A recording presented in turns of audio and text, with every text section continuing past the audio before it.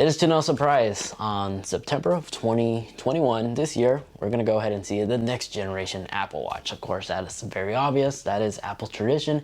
Just like iPhones, every year there's a new generation of the series Apple Watch. And this year, we are expecting to see the Series 7. And so in today's video, we're gonna go ahead and do a quick rundown on all of the leaks and all the rumored features the Series 7 is gonna pack. So, to no surprise, just like again, in the past, the starting price for the Series 7 is very likely just going to be $399 for the smaller screen option. It is still left unknown what screen option will be left with because rumor has it this year we're going to go ahead and see a fully newly redesigned Apple Watch with a similar bezel design just like the latest generation iPads and of course the latest generation iPhones. The iPhone 12, 12 Pro, 12 mini, you know, that square blocky design that takes inspiration design off like the classic iPhone 4 and the iPhone 5 body structure. The pros with going with this design, this not only will give the device a unique look, but will also possibly make the display a lot larger, slimming down the bezels and also allowing new hardware to be inside. One of which was a patent that was recently patented by Apple, and that was this new unlock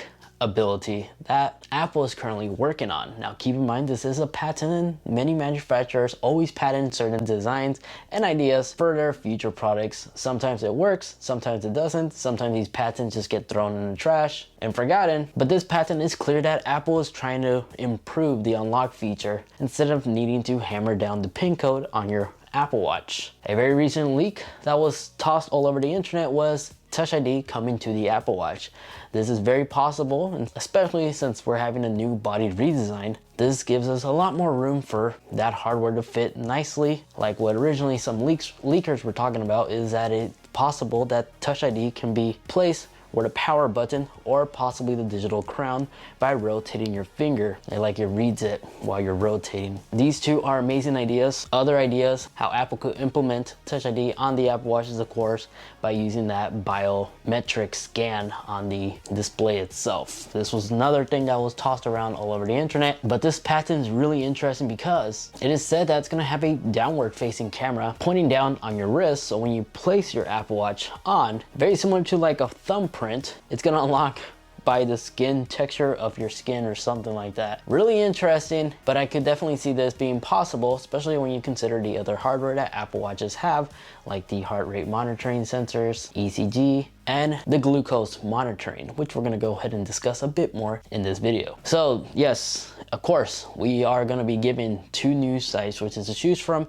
with this new Apple Watch redesign. A much smaller choice option for those with smaller wrists, and a much larger option for those that just wanna go all out and get the largest size option available, or they just have a much larger wrist. But with this new redesign, it is also rumored that we're gonna go ahead and see a new enhanced display on the Apple Watch, which is fantastic because let's be real, the Apple Watch compared to other smartwatches available in the market, the Apple Watch hands down has the best looking display available. And seeing that it's possible that it could enhance the resolution on display even more is mind-blowing, and I'm definitely looking forward to that because the Apple Watch is indeed using an OLED display, not an LCD, a legit OLED. So with this enhanced display, this also could allow the Apple Watch to be more energy efficient, as not only would it have the next generation processor and chipset, the S7. The S7, unlike the Series 6 with its S6 chip, we should definitely see an improvement in performance this year in both loading time,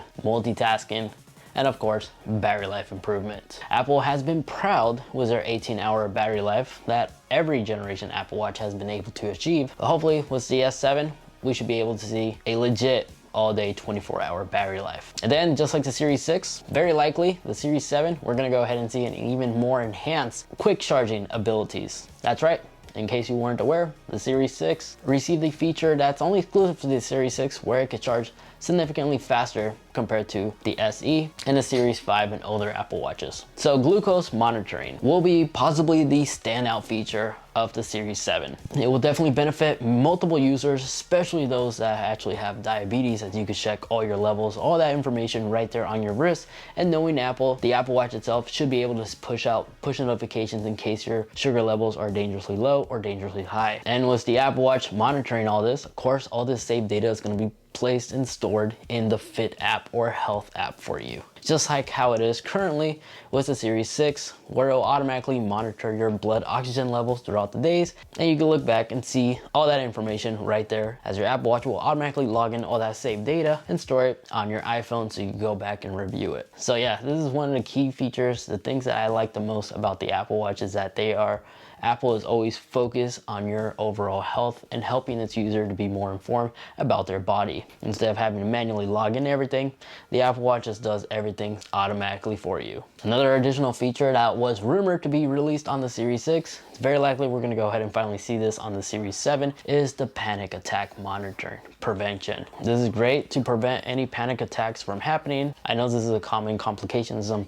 users would typically experience. It's good to know that the Apple Watch, based off your blood oxygen level, your heart rate, activity level, it's able to analyze all that and give you a notification to start breathing or just chill, whatever Apple is planning to do for the Apple Watch to prevent that from happening. So if it detects levels going extremely high in a short matter of time, it will send a push notification giving you the heads up that, hey, take a break, chillax, very similar to like possibly the Breeze reminder. And then of course, with this new redesigned body, we should see new exclusive watch faces.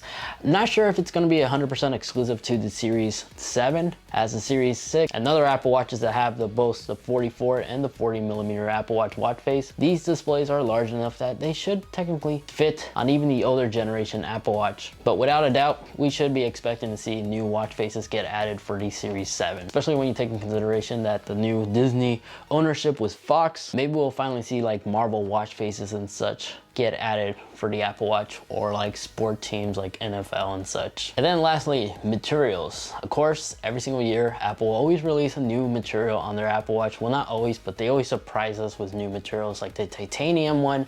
That one was really interesting for the Series 5. Hopefully we'll see a new ceramic option as well, but new colors, I hope, especially now with the iPhone 12 Pro, the new stainless steel Pacific blue color, it will be definitely awesome to see this color get added, become an option for the new Series 7. But at the time making this video, based from leaks and reports, new materials is still left unknown, but it's very likely we're gonna go ahead and see the standard aluminum sport option. Well, there you guys have it. That is a quick recap of everything that we know so far about the upcoming Series 7 Apple Watch. If you're on the fritz, if you're trying to debate if you should get an Apple Watch, or if you already own an Apple Watch and you're just debating if you should go get the current one that's available right now in the market, since we're only a couple months away, unless you find an incredible deal, I would just personally recommend just wait a couple months, especially if you already own an Apple Watch that's on the latest version of watchOS 7.